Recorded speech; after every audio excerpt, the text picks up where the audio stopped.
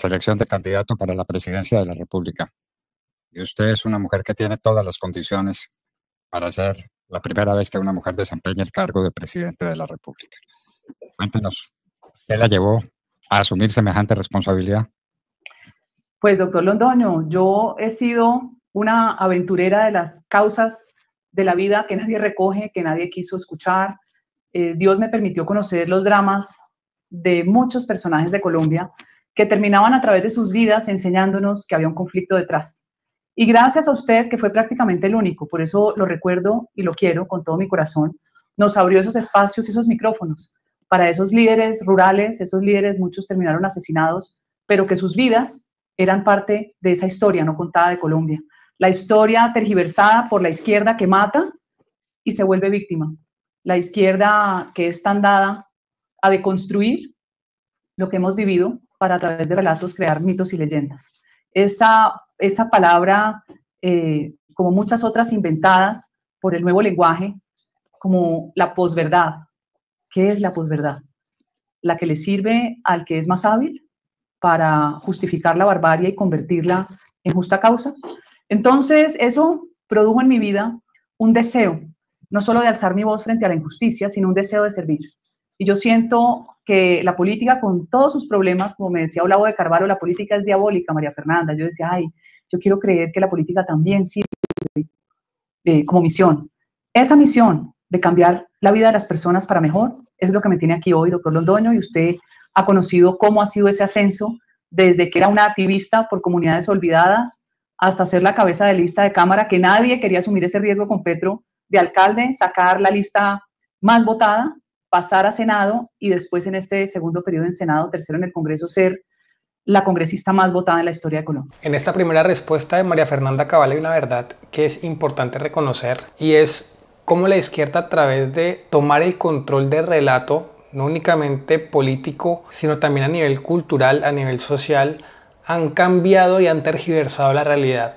Han dicho que ciertas cosas que siempre han sido consideradas malas, ahora son buenas, y que por el contrario, lo que siempre ha sido bueno o ha sido considerado como normal, de repente se ha convertido en algo malo. Y esto es evidente no únicamente en Colombia, sino también alrededor del mundo. En Estados Unidos, en los diferentes países de Latinoamérica, en Europa, se ha vuelto una constante. Hoy en día, los que antes eran buenos, los que eran considerados como héroes, como conquistadores, como valientes, en la actualidad se les ve con desprecio. Y a su vez, pareciera que todo lo relacionado al terrorismo, todo lo relacionado a la destrucción de la sociedad, a la destrucción de los valores, de repente haya pasado a ser considerado como algo a admirar. O enfermedades mentales que siempre hemos reconocido como tal, hoy pasan a ser parte de la normalidad. Hoy tenemos que aceptarlas como si fueran algo admirable. Pero la realidad es otra. La realidad es que lo que la izquierda quiere lograr es destruir las naciones desde adentro. Y muchos de estos discursos los han justificado en torno supuestamente a la identidad. Hoy un niño varón puede decir que es niña únicamente por tener la capacidad de expresarlo verbalmente. Hoy, en lugar de buscarle tratamiento psiquiátrico o psicológico, tenemos que aceptarlo como si fuera normal. Edades en las que muchas veces hasta ahora están aprendiendo a leer. Pero supuestamente tenemos que aceptar todas las desviaciones de comportamiento que pongan delante de nosotros. Incluso si en el mediano plazo lo único que lograrán dichas desviaciones es destruir la vida de dichos individuos. Y como dije, así como se meten en estos temas, también han querido manipular la imagen de los que son buenos y de los que son malos. Hoy, con la presidencia del guerrillero y terrorista Gustavo Petro, tenemos que aceptar supuestamente a unos gestores de paz, los cuales en la mayoría de los casos no son más que criminales que han recibido el favor de Gustavo Petro. Asimismo, con el acuerdo de paz nos vendieron el cuento de que finalmente obtendríamos la paz en Colombia y que ahora sí nuestros esfuerzos nacionales podrían verse enfocados en el desarrollo del país. Pero, oh sorpresa, justamente ha pasado todo lo contrario. No únicamente el acuerdo de paz fue un fracaso porque legitimó terroristas en la política, sino que además con la llegada de Gustavo Petro y su falsa paz total se acentuaron todos los errores que habían detrás del dichoso acuerdo. Pero la izquierda nos sigue diciendo que los terroristas y los criminales son simples víctimas y que el camino es el diálogo, a pesar de que nuestro país no ha mostrado ningún resultado y que por el contrario tenemos ejemplos como El Salvador, en donde Nayib Bukele ha destruido la delincuencia, y esto únicamente a través de la mano dura. Nada menos que eso. Bueno, doctora María Fernanda, vamos a entrar en el terreno de las realidades. Usted ha sido elegida presidenta de la República, de este país, tal como está ahora. No vamos a suponer que a la vuelta de casi 2 años que faltan para que termine este gobierno las cosas hayan cambiado de una manera o de otra, sino que está así, así. ¿Usted por dónde comenzaría su tarea? ¿Cuál sería el tema fundamental de sus ocupaciones y de sus preocupaciones en estos instantes decisivos para la vida del país? Doctor Londoño, el éxito de una administración es estar rodeada de los mejores. La selección de las personas que me van a acompañar, que tienen que destacarse, es precisamente por el mérito, por la credibilidad y por la capacidad de construir en las carteras donde los vamos a ubicar.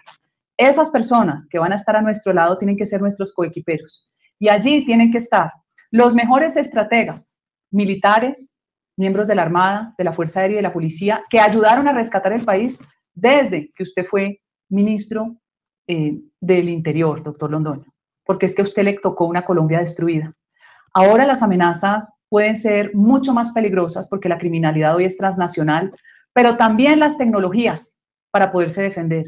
Mire lo que ha hecho Israel, dar de baja a toda la cúpula de Hamas y de Hezbollah con tecnologías de información y usando la superioridad aérea, que es la que aquí Petro no quiere usar con la excusa de los niños, que sabemos que es una mentira. Entonces, el mapa de Colombia, como esas películas que vemos nosotros, especialmente en la Segunda Guerra Mundial en blanco y negro, doctor Londoño, los generales alrededor, y un país que ya una vez usted, de la mano del presidente Uribe, nos devolvieron la libertad, hoy con los mejores estrategas que hayan guerreado, no de escritorio, de terreno, de combate, volviendo a hacer alianza con Israel, vamos a definir toda la política pública de defensa y de seguridad nacional por regiones. No es una política homogénea, no es igual el Urabá con la frontera, con la minería ilegal y con el tráfico de personas, a lo que es Arauca con la frontera donde se protege el ELN, el Catatumbo también con el ELN apoderado de municipios hace años, no es igual el Cauca con el componente indígena, por ejemplo, no es igual frontera al mar. Entonces, esas particularidades tenemos que analizarlas para saber cómo logramos determinar la mejor estrategia de recuperación de este país. Aquí tiene que volver la erradicación de la coca y tiene que volver la fumigación estratégica, preferiblemente la fumigación que se pueda hacer con aeronaves o con drones y no arriesgando las piernas ni la vida de soldados, policías y erradicadores. Esa será la primera escalera donde nosotros tenemos que dar golpes contundentes los 3 primeros meses porque eso devuelve la credibilidad de las personas. Y paralelamente, quiero hacer lo que hizo Javier Milei, reducir drásticamente y de un solo tajo de lo que yo pueda hacer por vía administrativa, ese gigantismo del Estado que tiene consumidos a todos los que producen riqueza a punta de unas cargas tributarias y fiscales impagables, que van a terminar en la informalidad de los colombianos para que no haya pensión después para nadie. A recortar el tamaño del Estado, a recortar todas las embajadas y consulados absurdos que habló la señora Francia Márquez con países donde no tenemos ni siquiera una mínima relación comercial, a recortar las consejerías, a recortar la duplicidad de funciones de las agencias del Estado y a volvernos mucho más profesionales en la atención a un ciudadano que vive desesperado por la cantidad de leyes locas que salen del Congreso en contravía de la libertad del ciudadano. Eso será paralelo y queremos dar victorias tempranas, como las ha llamado el presidente Uribe, que la gente sienta que volvió la autoridad y el orden. Aquí hay varios puntos relevantes y que pueden parecer obvios, pero realmente tienen importancia. El primero, cuando ella habla del mérito, que es realmente esencial en cualquier sociedad que pretenda avanzar. Por desgracia, el relato que se ha impuesto en nuestros países alrededor del mundo es que el mérito no es tan importante, sino que es más importante la identidad de la persona, cómo se identifique la persona. Entonces, si se requieren las 10 personas más calificadas, hoy en día, por desgracia, no serán los 10 mejores quienes obtengan esos puestos, sino que empezaremos a ver diferentes características de identidad. Al final lo que tendremos no serán las 10 personas más calificadas, sino que será un revuelto de identidad para agradarle a todos, pero que al final no va a generar ningún resultado positivo respecto a los objetivos marcados. Entonces, que ella mencione en primer lugar el mérito es muy importante. Asimismo, lo es que ella hable de victorias tempranas y de las particularidades de los territorios. Estos son dos puntos esenciales. Primero, porque no hay una estrategia única para todo el país, no puede haberla. Porque por desgracia, como bien sabemos, somos un país multicultural. Hay mucha variedad, tanto a nivel social como racial como económico,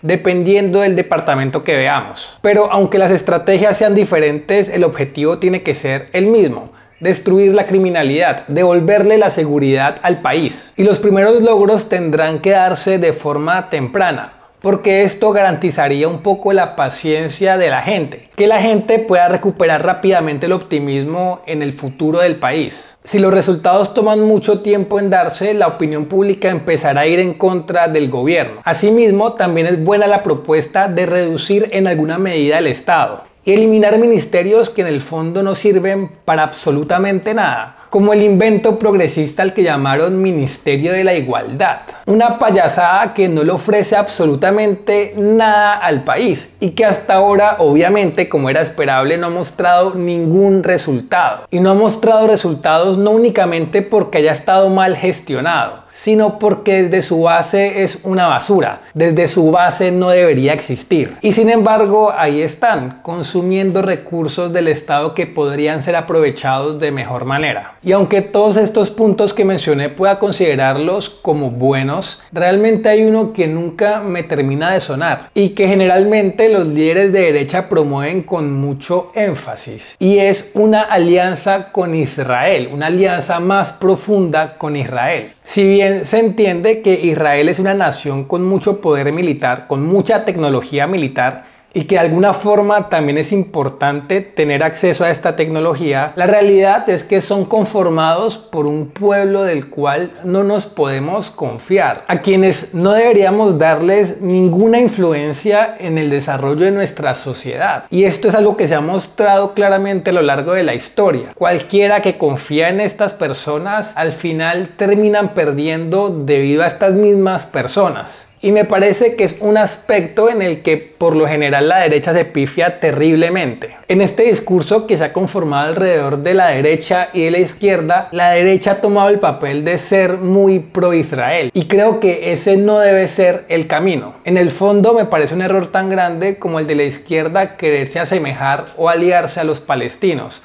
o a los musulmanes en general. Ninguno de los dos casos es el camino, y la historia lo ha mostrado con perfecta claridad. Estamos en medio de una crisis económica sin precedentes que la gente no alcanzaba a medir todavía en todas sus consecuencias. Y mientras yo no la sufro, pues es como si no existiera. La crisis económica, doctora María Fernanda, ¿cómo atacarla? Claro, es que el otro reto es volver a generar confianza en los que se fueron. El inversionista extranjero es el más difícil de convencer que vuelva. Aquí la única ventaja es que teniendo las bendiciones del petróleo, el carbón y el gas, seguramente podremos en muy poco tiempo restablecer esa inversión. Pero sabemos que en esa curva de ese proceso, para poder comenzar a producir, el país va a tener que ver qué hace. Y hay que pensar en un país a largo plazo, doctor. El carbón que nosotros tenemos en la parte de Guajira y Cesar es un carbón excepcional. Desde hace 15 o 20 años se ha debido construir una termo encima de la mina, de por lo menos 500 megas. Eso nos hubiera ahorrado todos los problemas de darle energía a la costa. Hay que volver a retomar la explotación y exploración de todos esos minerales. Es mentira que el mundo se descarbonizó. Vaya vea Japón, vaya vea la China, vaya vea esa urgencia de la que hablamos antes cuando la Merkel y todos estos mamertos europeos, por cuenta de los partidos verdes, cerraron las plantas de energía atómica y se terminaron conectando del tubo de gas de Putin. Y vaya, vea usted cómo se frotó las manos Putin cuando les cerró el tubo precisamente antes de invierno y les tocó volver a abrir las plantas de carbón. Pues ese riesgo de quedarnos sin energía es lo que está haciendo Gustavo Petro, porque es un ser ruin, perverso. Él disfruta haciendo daño. Cada vez que se inventa una teoría más loca de su cambio climático, rodeado por otros igual de alucinados, pero que en el fondo obedecen a un plan global de control de la humanidad, cada vez que lo hace, nosotros quedamos más expuestos a empobrecernos. La economía es vida, la energía es vida y la independencia energética es la independencia de un país. Nada menos que...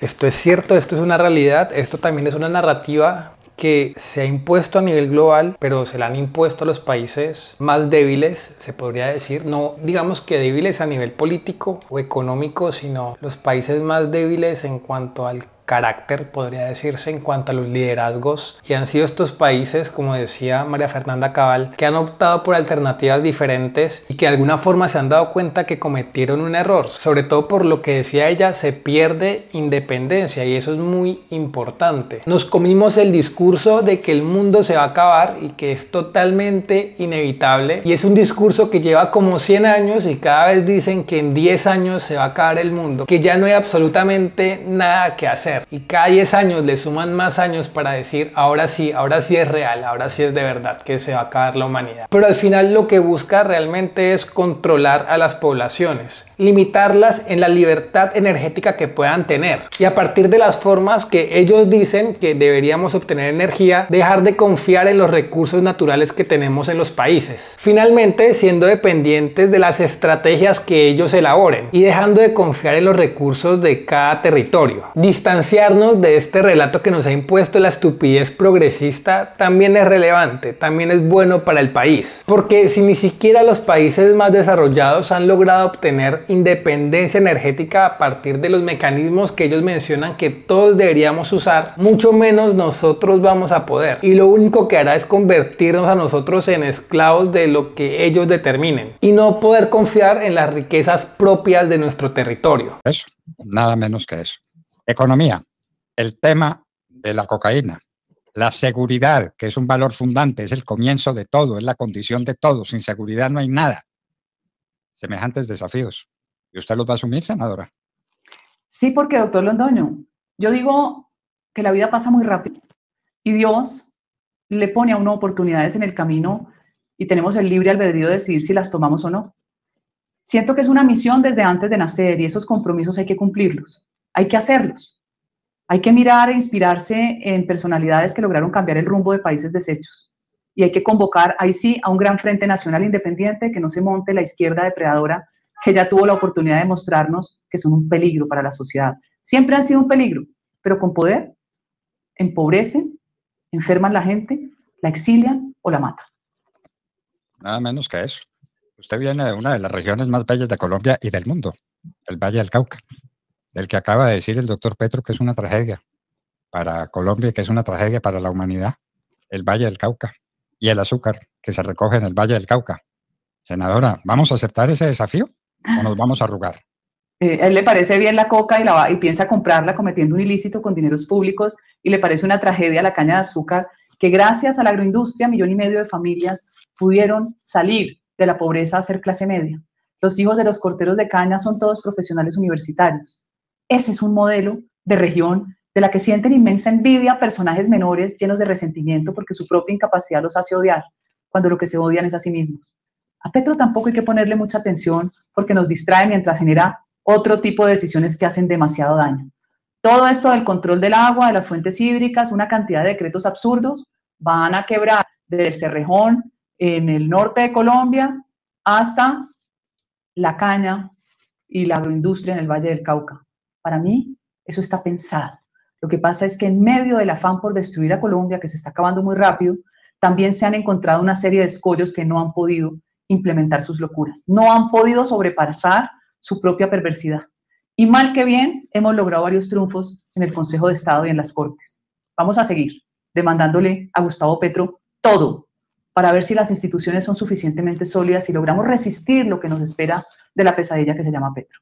Lo que menciona aquí Cabal respecto a Petro es cierto y es algo que todos sabemos. Petro es un personaje que vive únicamente a través de la división de la sociedad, generando constantemente víctimas y victimarios y de esta forma intentando destruir la sociedad desde adentro. Por eso, sobre todo por eso, Gustavo Petro es un personaje tan nocivo. Más allá de las ideas erróneas que él maneja, que son nocivas para el país y que en el fondo lo único que hacen es un profundo daño en la estructura social, pero el discurso de él, el odio que él intenta generar en la sociedad, es sin duda lo peor que tiene Gustavo Petro, porque es alguien que uno reconoce que así tenga buenas o malas ideas, en el fondo tiene malas intenciones, y si un gobernante se rige a través de malas intenciones para el pueblo que está liderando, pues no queda ningún tipo de esperanza ni expectativa para dicho territorio. Ahora, Ha sido apasionante conversar con usted y lo seguiremos haciendo, porque usted es una persona fundamental para el presente y el futuro de Colombia. María Fernanda Cabal, no sé si sea la mejor candidata aún,